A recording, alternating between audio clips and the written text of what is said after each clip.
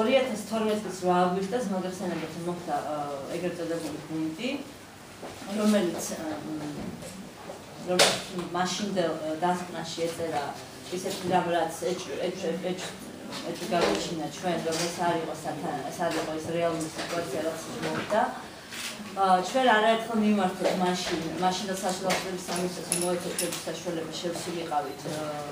უკვე მე-17 რუსთავის მე-17 დაწესებულებაში იყანეს ბავშვები გადასულები. თუმცა მივიღეთ უარი, მხოლოდ აი ამ სკანდალური ასე ვთქვათ ვიდეო კადრების მერე, როდესაც ბატონ გიორგი გოგოჩი გახდა მინისტრი, შევძელით რომ შევსულიყავით დაწესებულებაში უკვე და ამ ერთი თვის მანძილზე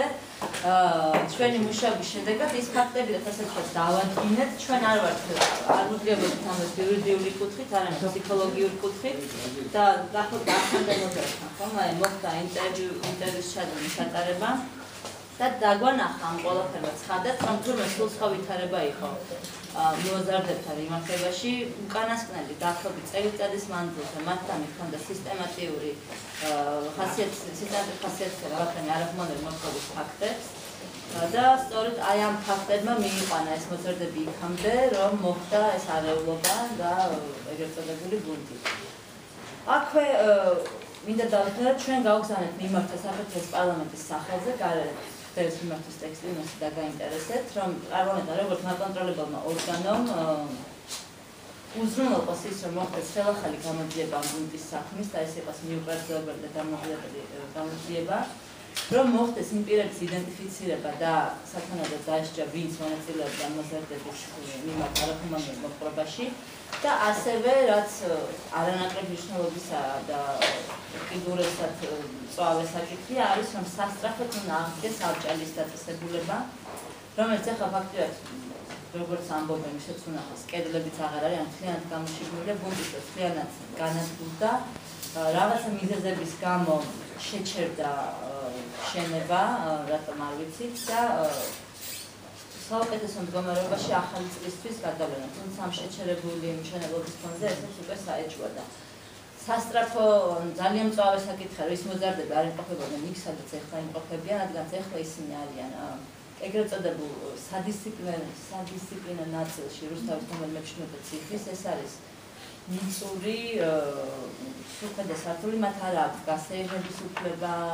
რადგანაც იქ ზრდასრული პატიმრებიც არიან და არ შეიძლება რომ შეერიან ერთმანეთს. იქ არიან საკნებში, არ აქვს განათლებისა და ხელმისაწვდომობა, არ აქვს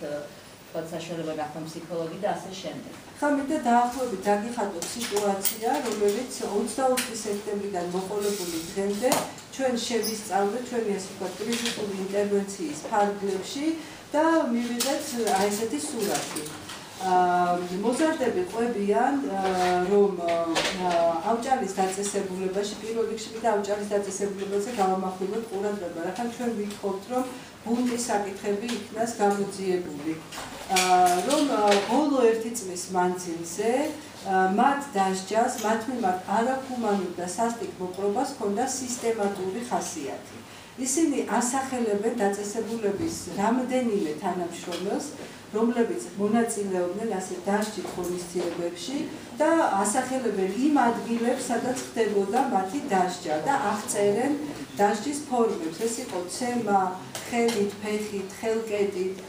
ლაპარაკობენ ეგრეთ წოდებულ აკენწვლის მეთოდზე, რაც გამოიხატება იმაში, რომ 5 ან 4 ადამიანის შუაში მოიქცევს მოზარდს და აქეთ-იქეთ ასე ვთქვათ აბურთავებენ.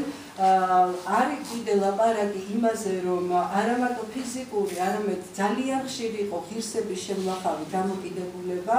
და ამ ადამიანებს არ სჭირდებოდათ მიზეზი, რაიმე ისეთი მიზეზი, თუმცა წარმოიდგინე რა მიზეზის გამო შეიძლება ადამიანს ეს სასტიკად მოეყო, მაგრამ ისინი ხაზს უსვამენ აბსურდულობაზე და ჩვენი ესეთ მოთხოვნის ერთი ნაწილია, რომ გადაიხედოს ამ მოზარდების, ამ 11 მოზარდის ბრალეულობის საკითხი. ამასთანავე, თუ კი ჩვენ საერთოდ გვინდა ვილაპარაკოთ აი ბავშვების რეაბილიტაციაზე და ფსიქოლოგიურ რეაბილიტაციაზე, ვთვლით, რომ ძალიან მნიშვნელოვანია, რომ სამართლებრივი კუთხით ობიექტური გამოძიება ჩატარდეს და ბავშვებს დაუბრუნდეთ, გამოზარდებს დაუბრუნდეთ სამართლიანობის განცდა. ამის გარეშე მათ რეაბილიტაციაზე ლაპარაკი უბრალოდ ზედმეტია.